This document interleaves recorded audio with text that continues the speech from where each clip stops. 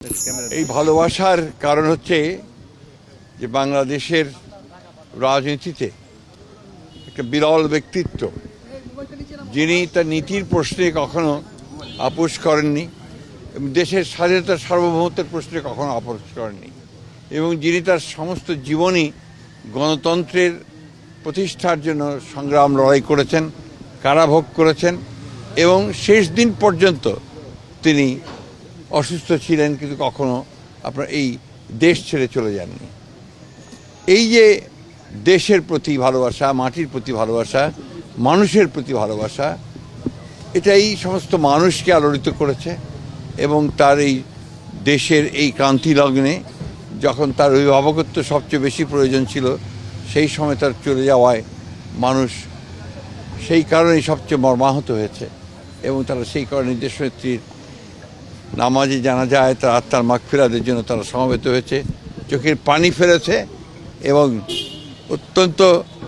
এই আশা নিয়ে গেছে যে তার এই চলে যাওয়ার মধ্য দিয়ে দেশের মানুষ গণতন্ত্রকে প্রতিষ্ঠার দিকে যে কর্তব্য পালন করা, সেই কর্তব্য তারা পালন করবে এবং আগামী নির্বাচনকে সুষ্ঠু, অবাধ, নিরপেক্ষ করে এই দেশের পক্ষে যে শক্তি আছে বাংলাদেশ জাতীয়তাবাদী দল, সেইটাকে তারা বিজয়ী করবে বলে আমি মনে করি। স্যার, মাননীয় ভারপ্রাপ্ত চেয়ারম্যানের বাবা নেই, মাও নেই, আপনি কেমন আছেন? আপনাদের উপর দায়িত্বটা বেড়ে গেল কিনা?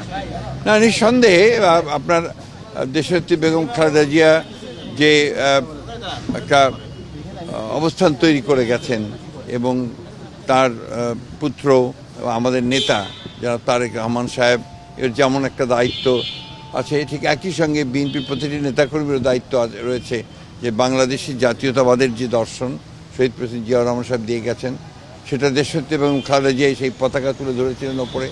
এবং স্বাধীনতার সার্বভৌমত্বের যে পতাকা সেটাও তিনি তুলে ধরেছিলেন। একইভাবে তারেক রহমান সাহেবও সেই পতাকা তুলেই জনগণকে সঙ্গে নিয়ে এই দেশের স্বাধীনতার সার্বভৌমত্বের জন্য তিনি কাজ করবেন, রক্ষা করার জন্য কাজ করবেন এবং তাকে সুসংগত করবেন এবং গণতন্ত্রকে প্রতিষ্ঠা করবেন, এটাই মানুষের প্রত্যাশা। আগামী নির্বাচনে ম্যাডাম যেহেতু নেই, নির্বাচন তার কোনো প্রভাব পড়বে কিনা বলে মনে করেন? না, আমি তো মনে করি যে ম্যাডামের চলে যাওয়ার মধ্য দিয়ে যে জনগণের যে ভালোবাসা তৈরি হয়েছে, যে একটা আপনার আমি বলতে পারি যে মানুষের মধ্যে ইমোশনস কাজ করছে, সেই ইমোশনসগুলো তো নিঃসন্দেহে বাংলাদেশ জাতীয়তাবাদী দলকে আরও বেশি শক্তিশালী করবে। স্যার